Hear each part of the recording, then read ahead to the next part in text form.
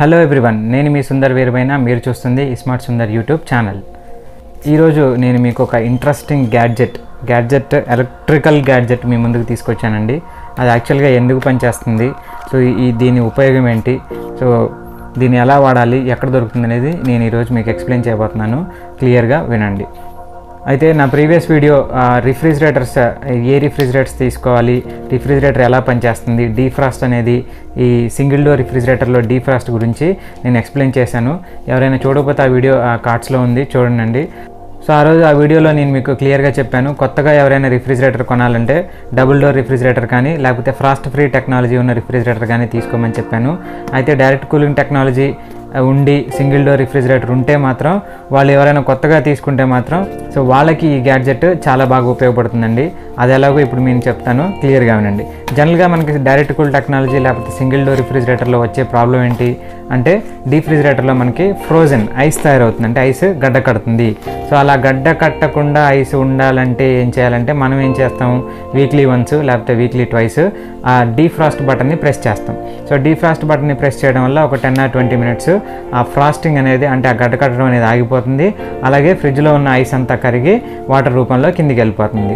అదంతా మనం ఎప్పుడైనా మర్చిపోతే ఆ డీఫ్రిజిరేటర్లో అలాగే గడ్డ కట్టిపోవడం, అలా గడ్డ కట్టినప్పుడు మనకి చూసుకోకపోతే అలానే టెంపరేచర్ మెయింటైన్ చేయాల్సి వస్తుంది. కాబట్టి రిఫ్రిజిరేటర్ ఎక్కువ పవర్ సప్లై, ఎక్కువ కరెంట్ని కన్జ్యూమ్ చేయడం, మనకి పవర్ బిల్ పెరగడం అనేది జరుగుతూ ఉంటుంది. కాబట్టి అలాంటి వాటిని అవాయిడ్ చేయడానికి ఈ ఆటోమేటిక్ డీఫ్రాస్టర్ అనే ఒక డివైస్ ఉందండి. ఈ ఆటోమేటిక్ డీఫ్రాస్టర్ ఎలా పనిచేస్తుంది, ఎలా యూజ్ చేయాలనేది ఇప్పుడు నేను మీకు ప్రాక్టికల్గా చూపిస్తాను, చూడండి. సో ఇదేనండి Frost freeze auto defroster, Ramco company నుంచి మనకు దొరుకుతుంది. సో దీనికి ఎలా పనిచేస్తుంది ఏంటి అనేది ఇప్పుడు మీకు క్లియర్గా ఎక్స్ప్లెయిన్ చేస్తాను, చూడండి. సో ఇక్కడ మనకి 3 pins ఉన్నాయి చూసారా, ఇవి మన ఫ్రిడ్జ్ కనెక్ట్ చేసే ప్లగ్ దగ్గర దీన్ని కనెక్ట్ చేసి పెట్టాలి ముందు. అది మీకు ప్రాక్టికల్గా చూపిస్తాను ఇప్పుడు, కాకపోతే ఒక్కొక్కటి ఎలా పనిచేస్తుందని చెప్తాను. దీని ముందు మీరు దానికి అక్కడ కనెక్ట్ చేసిన తర్వాత ఈ లైట్ ఆపరేషన్ అనేది మనకి ఇది తెలిస్తే చాలు. సో ఈ లైట్ ఎలా ఆపరేట్ అవుతుంది ఏంటి అనేది చెప్తాను ప్రాక్టికల్గా. అండ్ నెక్స్ట్ ఈ నాబ్ వచ్చేసి, ఈ నాబ్ మన సింపుల్గా ఒక క్లాక్ టైప్ అండి, అంటే 24 hours ఒక క్లాక్ లాగా ఉంటుంది మనకి. ఇప్పుడు మనం ఏం చేయాలంటే టైం సెట్ చేసి పెట్టాల్సి ఉంటుంది. సో ఇదేంటంటే ఈ 12 కనిపిస్తుంది చూసారా, ఈ 12 అనేది మనకి అర్ధరాత్రి 12 గంటలు. సో అర్ధరాత్రి 12 గంటల నుంచి ఇక్కడికి పొద్దున 6, ఇక్కడ మధ్యాహ్నం 12, ఇక్కడ సాయంత్రం 6, మళ్ళీ నైట్ 12 అనమాట. అంటే ప్రజెంట్ ఎప్పుడైతే మీరు దీన్ని ప్లగ్ చేస్తారో, అంటే మీ సాకెట్కి కనెక్ట్ చేస్తారో, అప్పుడు ఎంతైతే టైం అయిందో ఆ టైంని మనం ఇక్కడ సెట్ చేసుకోవాల్సి ఉంటుంది, ఈ నాబ్ని క్లాక్ వైజ్ డైరెక్షన్లో రొటేట్ చేసి. సో ఎలా అంటే, ఫర్ ఎగ్జాంపుల్ ఇప్పుడు మధ్యాహ్నం 12 అయింది అనుకుందాం. సో దీన్ని ఏం చేశానంటే 12 దగ్గర నేను ఇలా సెట్ చేశాను. అంటే ఏంటంటే ఇప్పుడున్న టైంకి ఈక్వల్గా అవుతుంది అనమాట. ఎందుకు ఇప్పుడున్న టైంకి ఎందుకు సెట్ చేయాలి అంటే, దీన్ని ఈ 12 వచ్చేసి మధ్యాహ్నం 12 కదా, అలాగే ఈ 12 వచ్చేసి నైట్ 12, అర్ధరాత్రి 12.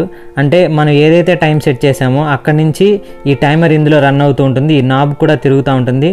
తిరిగి ఇక్కడ నైట్ 12కి వచ్చే వరకు ఇదేనేది ఏం చేస్తుందంటే దీనికి సప్లై అవుట్పుట్ ఇవ్వడం అనేది ఆపేస్తుంది. సో సప్లై అవుట్పుట్ ఇవ్వకపోవడం వల్ల ఈ డీఫ్రాస్ట్ ఫంక్షన్ ఏంటంటే, డీఫ్రాస్ట్ ప్రెస్ చేస్తే ఏమవుతుంది, కంప్రెసర్ అనేది రన్ అవ్వదు. సో ఈ డీఫ్రాస్ట్ ఫంక్షన్ అనేది యాక్టివేట్ అవుతుంది, అక్కడ కూడా మనకి ఫ్రిడ్జ్లో కంప్రెసర్ రన్ అవ్వదు. సో ఈ డీఫ్రాస్ట్ అనేది మనకి 1 hour ఉంటుంది, అంటే అర్ధరాత్రి 12 గంటల నుంచి 1 గంట వరకు మనకి ఫ్రిడ్జ్ అనేది పనిచేయదు. సో అది దీని పర్పస్ అండి. అండ్ నెక్స్ట్ ఎప్పుడైనా పవర్ సప్లై, అంటే ఎప్పుడైనా ఇంట్లో కరెంట్ పోయింది అనుకోండి, కరెంట్ పోతే ఈ టైమర్ రన్ అవ్వదు. మరి టైమర్ రన్ అవ్వకపోతే మనకి ఇది అనేది తిరగదు కాబట్టి, సో అప్పుడు మనకి టైంలో డిఫరెన్స్ వస్తుంది. ఎప్పుడైతే మనకు పవర్ పోయినప్పుడు చూసుకొని మళ్ళీ పవర్ రాగానే ఆ టైంకి మనం దీన్ని సెట్ చేసుకోవాల్సి ఉంటుంది. అప్పుడు కరెక్ట్గా అర్ధరాత్రి 12కే ఇది అనేది డీఫ్రాస్ట్ అవ్వడం జరుగుతుంది. అయితే ఒకవేళ పవర్ పోయింది, మనం గమనించలేదు, మళ్ళీ పవర్ వచ్చింది గమనించలేదు, అప్పటి నుంచి ఇది తిరగడం స్టార్ట్ అయింది. ఇప్పుడు ఏమవుతుందంటే, ఇది అర్ధరాత్రి 12కి సెట్ చేసాం కదా, ఆల్రెడీ ఇది 2 గంటలు లేట్గా నడుస్తుంది. అంటే 12 అయినా కూడా ఇది డీఫ్రాస్ట్ అవ్వడం జరగదు, అంటే ఇది మళ్ళీ వెనకే ఉంటుంది, అంటే 11కి 10కే ఉంటుంది. కాబట్టి మళ్ళీ 12 అవ్వాలంటే తెల్లవారుజామున 2కి డీఫ్రాస్ట్ అనేది స్టార్ట్ అవుతుంది. ఒకవేళ 6 గంటలు కరెంట్ పోతే పొద్దున 6కి డీఫ్రాస్ట్ అవుతుంది. ఒకవేళ 12 గంటలు కరెంట్ పోతే మధ్యాహ్నం 12కి డీఫ్రాస్ట్ అవుతుంది. అంటే మధ్యాహ్నం 12కి డీఫ్రాస్ట్ అవుతుందంటే ఫ్రిడ్జ్ ఫంక్షన్ ఆగిపోతుంది. మధ్యాహ్నం 12కి ఫ్రిడ్జ్ ఫంక్షన్ ఆగిపోతే మనం అందులో పెట్టిన వస్తువులు కావచ్చు, లేకపోతే ఆ రోజుకి ఏదైనా చల్లగా ఉంచడానికి మనం ఏదైతే పెట్టామో అదనేది అక్కడ చల్లబట్టం కానీ ఆ ఫంక్షన్ అనేది జరగదు. అందుకని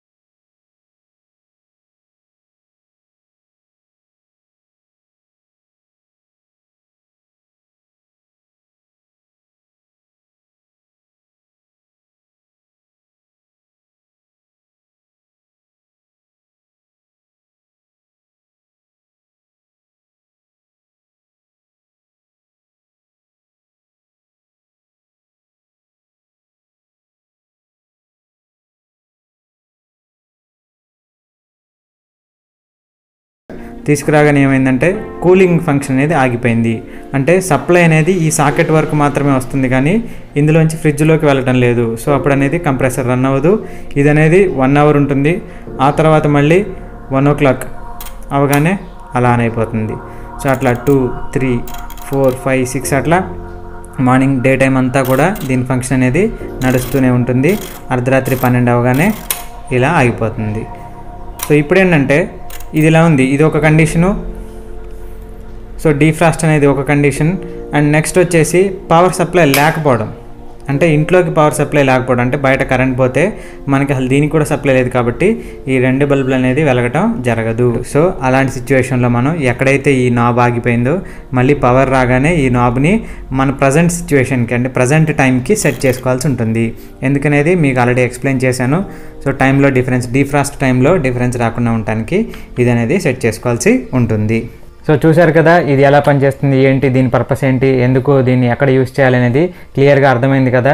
సో అందరూ కూడా ఇలాంటి డివైస్ని, ఒక స్మార్ట్ డివైస్ని మీ ఇంటికి తెచ్చుకుంటారని ఆశిస్తున్నాను. అలాగే దీన్ని ఎఫిషియెంట్గా వాడుకోగలిగితే మీకు ఎలక్ట్రిసిటీ బిల్లో కూడా చాలా డిఫరెన్స్ కనిపిస్తుంది. ఎందుకంటే ఇప్పుడు మనం రీసెంట్గా తీసుకున్న 3 స్టార్ 4 స్టార్ రిఫ్రిజిరేటర్లో కరెంట్ కన్జంప్షన్ అనేది కంటిన్యూస్గా తీసుకుంటుంది కాబట్టి, కరెంట్ అనేది కంటిన్యూస్గా 24 hours రిఫ్రిజిరేటర్ నడవాలి కాబట్టి ఆ లోపల ఉన్న ఐస్ లాగే ఉంచడానికి ఎక్కువ కరెంట్ అనేది తీసుకుంటుంది, అంటే కంప్రెసర్ ఎక్కువగా పనిచేస్తుంది. సో అలాంటప్పుడు మనకి ఎనర్జీ కన్జంప్షన్ అనేది ఎక్కువగా ఉంటుంది, పవర్ బిల్ అనేది ఎక్కువగా వస్తుంది.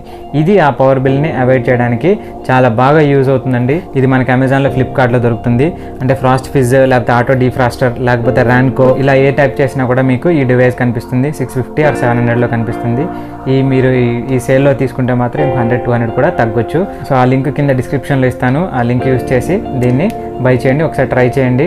సో చూసారు కదా, ఇలాంటి స్మార్ట్ డివైస్ మీకు ముందు ఇంకా చాలా తీసుకొస్తాను మీ ముందుకి. దానికోసం మీరు చేయాల్సిందల్లా నా ఛానల్ని చాలామందికి షేర్ చేయండి, సబ్స్క్రైబ్ చేయించండి వాళ్ళతో. ఈ వీడియోకి లైక్ చేయండి, లైక్స్ పెంచండి, వ్యూస్ పెంచండి, అలాగే షేర్స్ కూడా పెంచండి.